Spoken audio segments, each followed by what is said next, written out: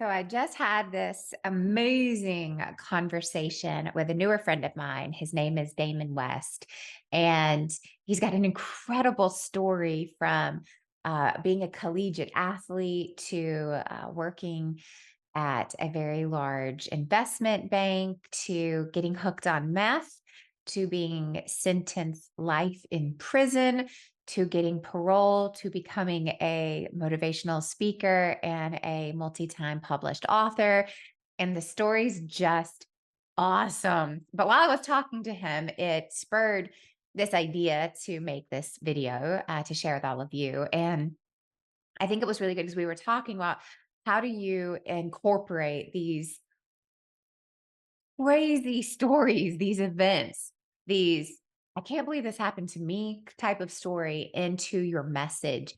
And how do you take a very, you focused story, in this case, a very me focused story, and turn it into a message that is universally helpful to your audience, where I'm not just telling you my story to help you get to know me, but I'm telling you my story because within that story, there is a message that means something to you, the person who is listening, the end user, right? So at Brand Builders Group, we have a really simple formula that talks about this, which is tell a story, make a point.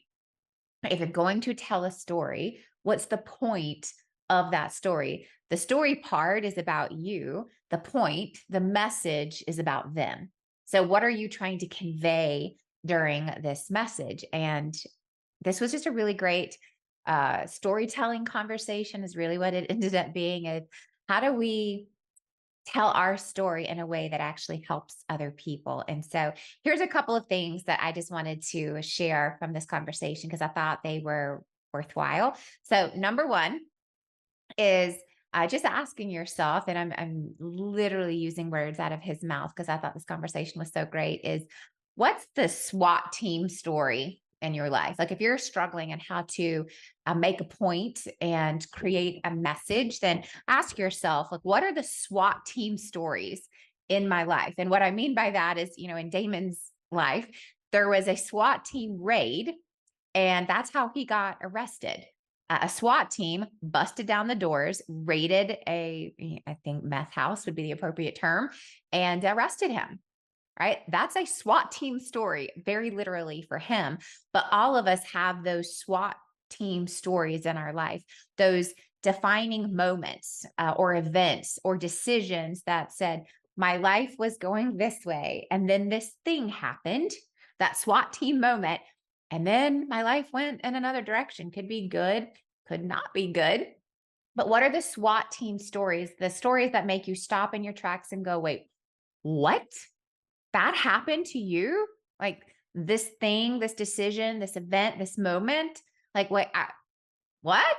So what are the SWAT team stories in your life? And then what's the message within that story? Right? That what's the point of that story? Because that's what takes a story that's yours and makes it a story that other people need to hear. Because there is a message, there is a point, there is something within that story that is universally applicable to anyone who hears it. I'm going, like, I needed to hear that today. I needed to be reminded of that today. So that's the first thing. Second thing is know what your signature stories are.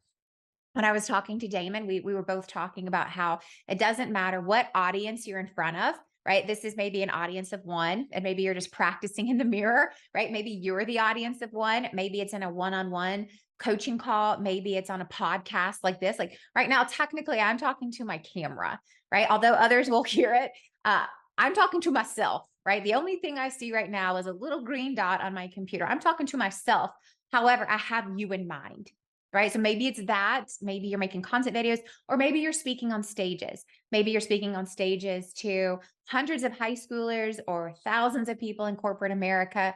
The point is, it does not matter who you're talking to. It's what are the signature stories that you tell no matter what, because this is a signature story of your message, of your life, and it's profound in many ways.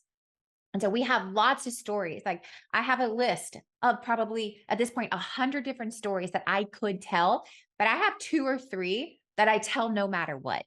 Those are my signature stories. And it's like, I know that this was such a defining moment. This was such a SWAT team story in my life that it doesn't matter what audience I'm in front of.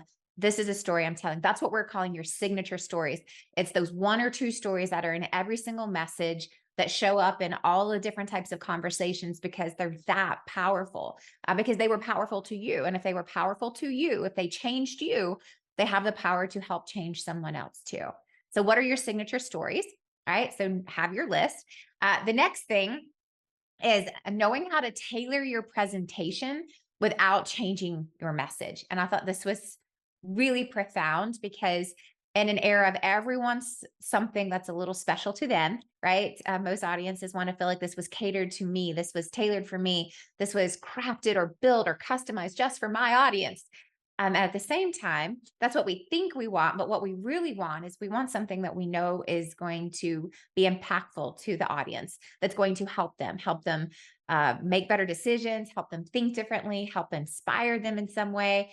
And sometimes having something brand new isn't the best way to do that, right? Sometimes the good old tried and true is what people really need, although that's not what they think they want. So knowing how to tailor your message or your presentation, know how to tailor your presentation for the audience without ever actually changing the message. So here's how you do that is you can tailor the opening, you can tailor the ending, you can work in industry lingo or statistics, you can make it about the event, you can weave in acronyms, you can tell a story about the audience, you can do something about the city that it's in. Like I have go-to stories and jokes if I'm ever speaking in Las Vegas.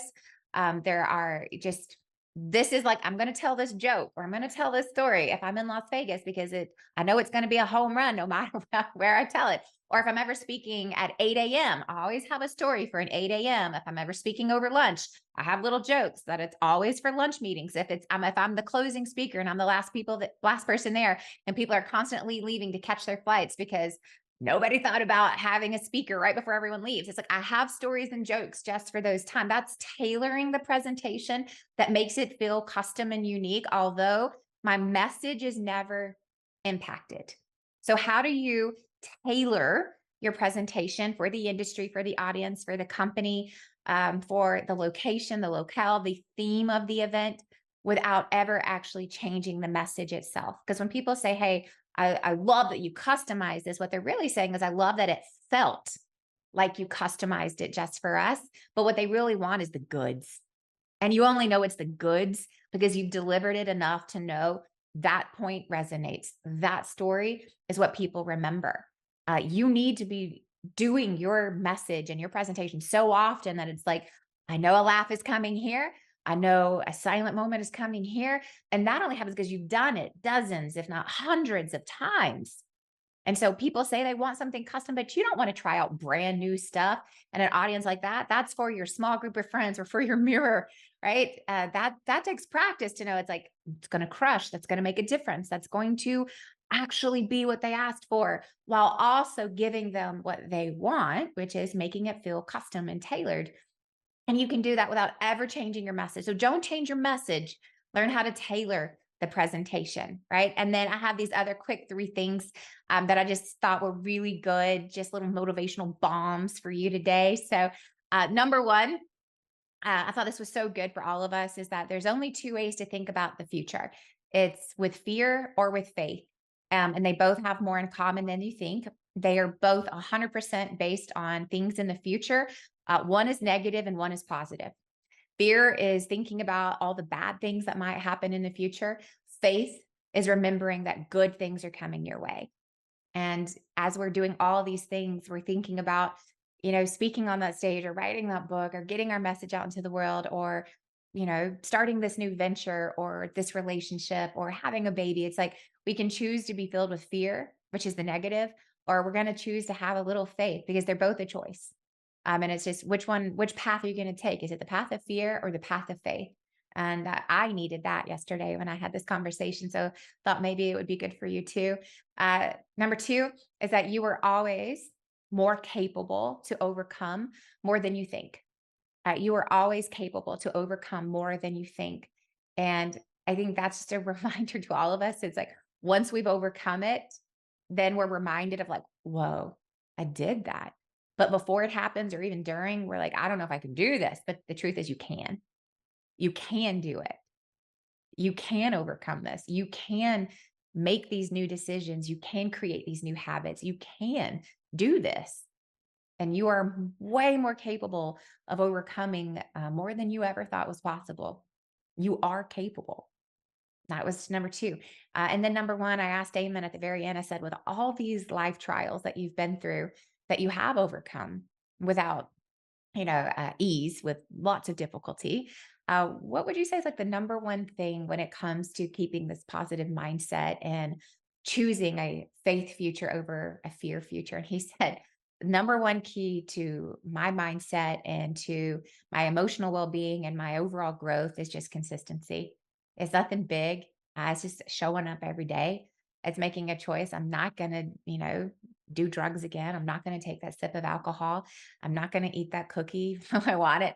I'm not going to spend that money here. I'm going to invest it here. I'm going to wake up every day. I'm going to get in the shower and I'm going to try. I have to put in the work. And he said, it's nothing profound and it's nothing big. He said, but it's those daily decisions, those defining moments that were made in the ease of the moment, where I could have easily said, this is too hard, but I didn't. I said, no, this is hard and I can do hard things. And it was a great reminder to me. And I hope it's a great reminder to you that success isn't easy. It takes work. Whatever that success is, it's not supposed to be easy. Who said this was supposed to be easy? But the best things in life come from overcoming.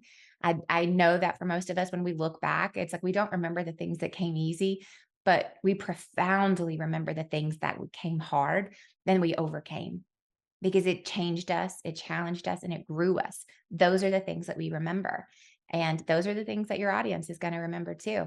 So don't be afraid to share those moments of your life, the hard stories, because they do make a difference. They made a difference for you and they make a difference for people like me. So tell your story, get out there, and I'll see you later.